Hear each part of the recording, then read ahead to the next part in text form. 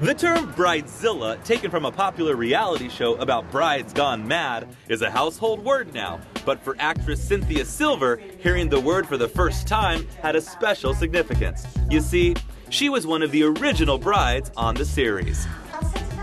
It was a show that they were describing as successful New York women who, as well as preparing for their wedding, are also running businesses or careers. And months after we had completed filming, we received a letter saying, congratulations, you know, the show's being picked up by Fox, and we've changed the title to a more tongue-in-cheek sort of title. We decided to call it Bridezillas because everyone's so stressed, you know, on the shows. Everyone's so stressed.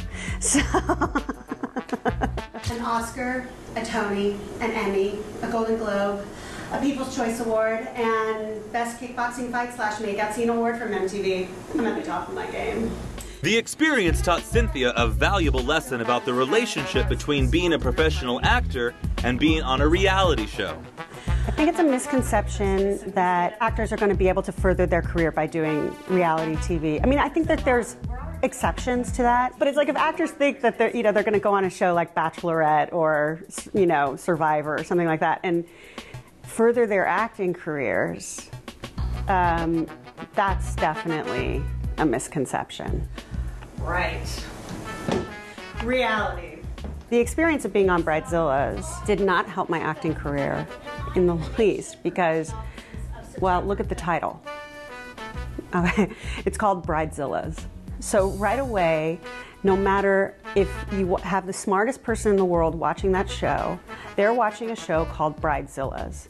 So immediately it is fed into the consciousness of anyone watching the show that this person's a monster. I'm so thrilled we get to work on this wedding together, sweetheart. You know, I went to one of those places where you pay money to sit in a room with a casting director or an agent for like 7 minutes. I thought that if they saw that I had done theater and that I had already been on television, that I'd be a shoo-in for getting representation. And when I sat down with the agent, she just said, I wouldn't put Bridezillas on my resume.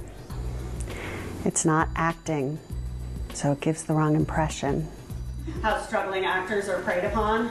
Rather than let the episode ruin her, she decided to write a play called Bridezilla Strikes Back. The play has already had a successful New York run and is now at the Zephyr Theater in Los Angeles. The concept of the play came out after the experience on Bridezillas actually happened. I was trying to figure out how I could, you know, turn it into something creative and also at the same time, you know, set the record straight. After her original concept was accepted by the Fringe Festival, she turned to successful playwright Kenny Finkel to help make the play more polished and comedic. I knew that I wanted it to be more comedic than it was, and so I called my best friend and asked him to help me find a playwright to help me put more of a framework around it and figure out how to make it much, you know, funnier. Well, we went on a creative date. Yeah. And Cynthia said, this is my story. I was on this show unwittingly. I thought it was a documentary about Manhattan brides for the BBC, and it turned out that they sold all the footage to Fox and turned it into Bridezillas, and 17 million people watched that first episode, and I don't know what to do with my life now. I'm totally freaked out, and this is what my story's about. And I was like, oh my God, this is really interesting. For two strong creative types, collaboration depended a lot on trust. It was the first real collaboration I've ever done, and it was I think, in the truest sense of collaboration. Like, there's no way that I could have written the play just on my own, first of all, because it was her story, but even just her giving me the material, and there was no way you could have done it without me, and that there was something about the energy together that created something beyond us, and that we both are very, I think, ultimately respectful, and I think have found great joy in how that happened, because it was pretty magical. It was really magical, and we knew that it was very unique and rare, that it would just happen so easily. I mean, it was really painless, the whole collaboration, the whole process.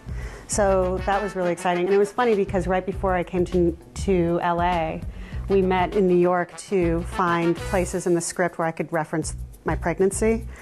And, you know, kind of update some of the pop culture references and stuff like that. And by the end of the day, we were like, this is such a good play. You know, oh, I love this play. You know, it's like... We're like, when did we make this? I know. How did we do this? This is so good. Cynthia's lesson from all this is one that any actor or person could benefit from.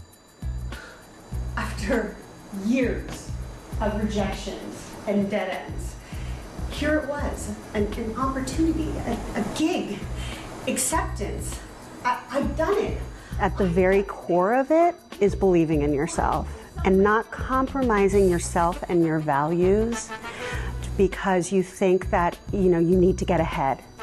And so I would say to actors, you know, it's like always, always, always believe in yourself. Believe in yourself and know that if you believe in yourself, that you know, it's going to catch on.